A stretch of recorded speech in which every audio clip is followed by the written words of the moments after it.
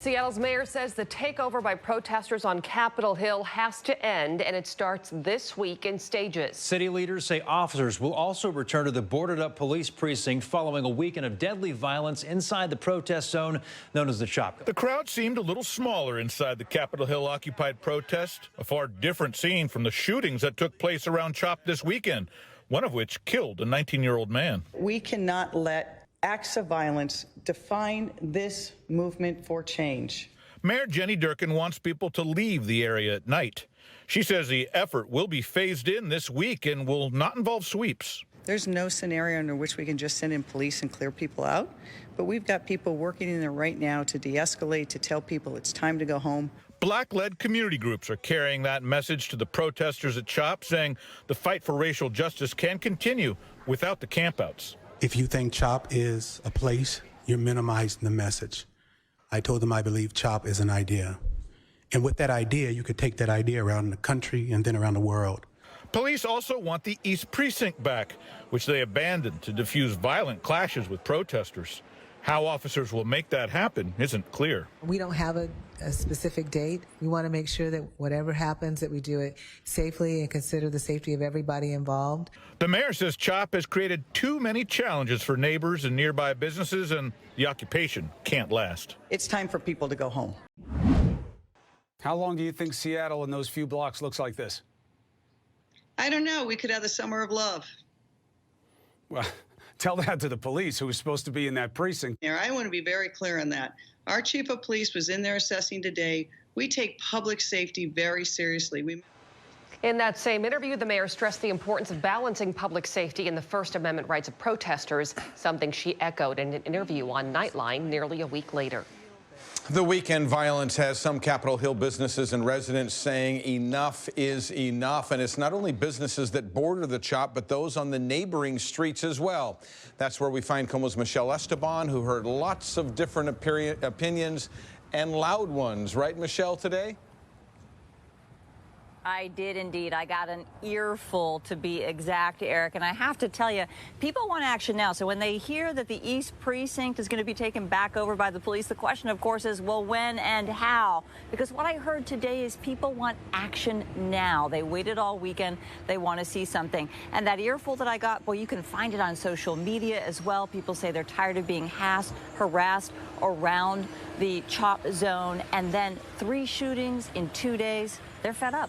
The shots came from between 12th and 11th on Olive. The latest shooting right outside John McDermott's auto repair business and around the corner from CHOP. He heard the shots, panicked voices, watched a car speed away, but says he never saw the police. I keep trying to wrap my head around the fact that we don't have any protection, and I've just pretty much come to terms that we have no protection here. McDermott said it's the reason he sleeps at his business every night to protect it, and why he and property managers on his block all have hired private security. I know that the business owners are really frustrated, and they're quite frankly really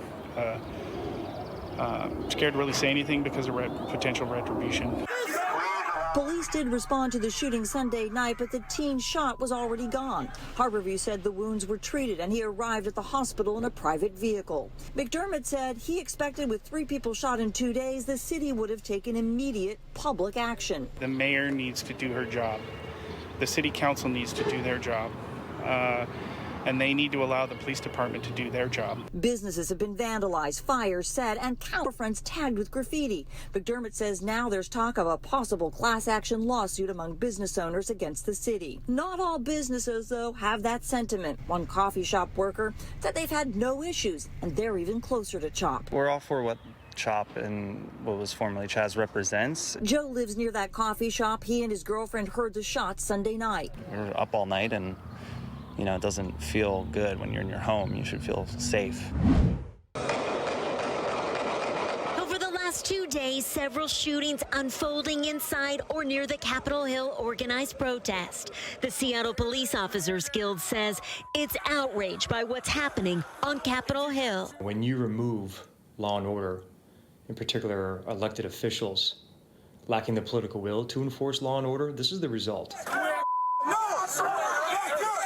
Early Saturday morning, officers were met with resistance when they tried to respond to the fatal shooting inside the CHOP and had to retreat. But clearly, if police can't even go in without being accosted, harassed, by hostile people. SPOG President Mike Solon says the union supports demonstrators protesting in peace and the message of justice for George Floyd.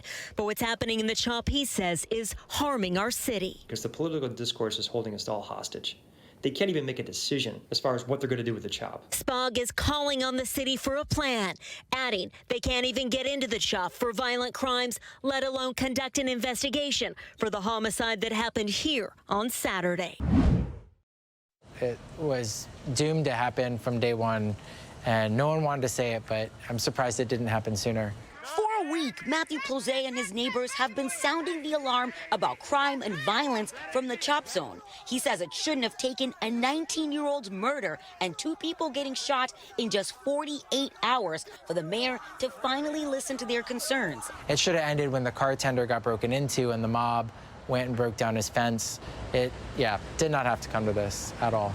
Neighbors say they want to see a concrete timeline when officers will be phased back to the abandoned East Precinct. Clear it out, peacefully remove them, that's fine, but start shuffling them away. They don't need to stay here overnight. A message on a barricade at one of the CHOP entrances says protesters aren't leaving until these demands are met. Some say compromise is critical. Once the violence happens and all the craziness happens, that's opening up Pandora's box. Jason Smith, who was selling Black Lives Matter t-shirts, says the entire message has now been derailed. I think it was a Black Lives Matter. I think they was harassing black people, killing black people, and that's what it was about first.